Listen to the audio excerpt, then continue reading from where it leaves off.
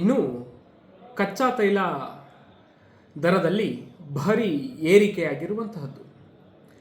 America Iran ನಡುವಿನ ಸಂಘರ್ಷ ಮುಂದುವರಿಯುತ್ತಿರುವಂತಹ ಹಿನ್ನೆಲೆ ಜಾಗತಿಕ ತೈಲ ಮಾರುಕಟ್ಟೆಯಲ್ಲಿ ಬ್ರೆಂಟ್ ಕ್ರೂಡ್ ಆಯಿಲ್ನ ಬೆಲೆ ಭಾರಿ ಜಿಗಿತ ಕಂಡಿರುವಂತಹದ್ದು. ಅಂತಾರಾಷ್ಟ್ರೀಯ ಮಾನದಂಡವಾಗಿರುವ ಬ್ರೆಂಟ್ ಕಚ್ಚಾ ತೈಲ ಪ್ರತಿ ಬ್ಯಾರಲ್ಗೆ 9,209 ರೂಪಾಯಿ ಅಂತಂದರೆ ಇಂಡಿಯನ್ ರುಪೀಲಿ ಹೇಳೋದಾದರೆ 8,800 ರೂಪಾಯಿ ಏರಿಕೆಯಾಗಿರುವಂಥದ್ದು. ಅಲ್ಲಿಗೆ 1.2% ಹೆಚ್ಚಳ ಕಂಡಿರುವಂಥದ್ದು. ಅದೇ ರೀತಿ ಅಮೆರಿಕದ ಪ್ರಮುಖ ಕಚ್ಚಾ ತೈಲ ಮಾನದಂಡವಾದ WTI ಏನು ವೆಸ್ಟ್ ಟೆಕ್ಸಾಸ್ ಇಂಟರ್ಮೀಡಿಯೇಟ್ ದರ ಕೂಡ 1.1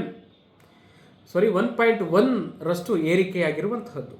ಅಲ್ಲಿಗೆ ಪ್ರತಿ ಬ್ಯಾರಲ್ಗೆ $85.23 ಏರಿಕೆಯಾಗಿರುವಂಥದ್ದು. ಯಾಕೆ ಅಂತಂದರೆ ಜಗತ್ತಿನ 20% ತೈಲ ಪೂರೈಕೆಯನ್ನು ಮಾಡುವಂತಹ ಹಾರ್ಮುಜ್ ಜಲಸಂಧಿಯಿಂದ ತೈಲ ಹೊರಗಡೆ ಬರ್ತಾ ಇಲ್ಲ. ಹಾರ್ಮುಜ್ ಜಲಸಂಧಿ ಮೂಲಕ ಅನೇಕ ದೇಶಗಳಿಗೆ ಯಾವ್ಯಾವ ದೇಶಗಳು ತೈಲವನ್ನು ಆಮದು ಮಾಡಿಕೊಳ್ತಾ ಇದ್ವೋ ಆ ಮೂಲದಿಂದ ತೈಲ ಸಿಗ್ತಾ ಇಲ್ಲ. ಆ ಕಾರಣದಿಂದಾಗಿ ತೈಲ ಬೆಲೆಯಲ್ಲಿ ಮತ್ತಷ್ಟು ಏರಿಕೆಯಾಗಿದೆ. ಇದನ್ನು ಹೆಂಗೆ ಯಾವ ಆ್ಯಂಗಲಲ್ಲಿ ನೋಡಿದ್ರೂ ಒಂದೊಂದು ವಿಶ್ಲೇಷಣೆ ಸಿಗ್ತಾ ಹೋಗುತ್ತೆ. ಈಗ ಯಾವಾಗ ತೈಲ ಬೆಲೆ ಏರಿಕೆ ಆಗುತ್ತೆ, ತೈಲ ಅಂತ ಅಲ್ರಿ ಬೇರೆ ಯಾವುದೇ ವಿಷಯವನ್ನು ಇಟ್ಕೊಳ್ರಿ, ತೈಲ ಬೆಲೆ ಆಗಿರ್ಬೋದು ಅಥವಾ ಬೇರೆ ಇನ್ಯಾವುದೋ ಬೆಲೆ ಆಗಿರ್ಬೋದು. ಈಗ ಫಾರ್ ಎಕ್ಸಾಂಪಲ್ ಮಳೆ ಇಲ್ಲ ರಾಜ್ಯದಲ್ಲಿ, ಶೇಂಗಾ ಹಾಕಿರುವಂತಹ ರೈತರು ಹಕ್ಕಿ ಬಾಯ್ಬಿಟ್ಟಂತೆ ಬಾಯ್ಬಿಡ್ತಾ ಇದ್ದಾರೆ. ಶೇಂಗಾ ಇಳುವರಿ ಬರಲ್ಲ. ಕಡೆ ಪಕ್ಷ ಶೇಂಗಾ ಬೇಡ, ಏನು ಆ ಒಟ್ಟು ಆದರೂ ಸಿಗಲಿ, ದನ ಕರುಗಳಿಗೆ ಒಂದಿಷ್ಟು ಮೇವಾಗುತ್ತೆ ಎನ್ನುವಂಥ ಒಂದು ನಿರೀಕ್ಷೆ ಇದೆ. ಆಗ ಶೇಂಗಾದ ಬೆಲೆ ಸ್ವಾಭಾವಿಕವಾಗಿ ಏರಿಕೆ ಆಗುತ್ತೆ. ಯಾವಾಗ ಉತ್ಪಾದನೆಯ ಮಟ್ಟ ಕಡಿಮೆ ಆಗುತ್ತೋ, ಉತ್ಪಾದನೆಯ ರೇಟ್ ಕಡಿಮೆ ಆಗುತ್ತೋ ಆಗ ಅದರ ಬೆಲೆ ಏರಿಕೆ ಆಗುತ್ತೆ. ಫಾರ್ ಎಕ್ಸಾಂಪಲ್ ಇನ್ನೂ ಒಂದು ಎಕ್ಸಾಂಪಲ್ ಹೇಳ್ತೀನಿ.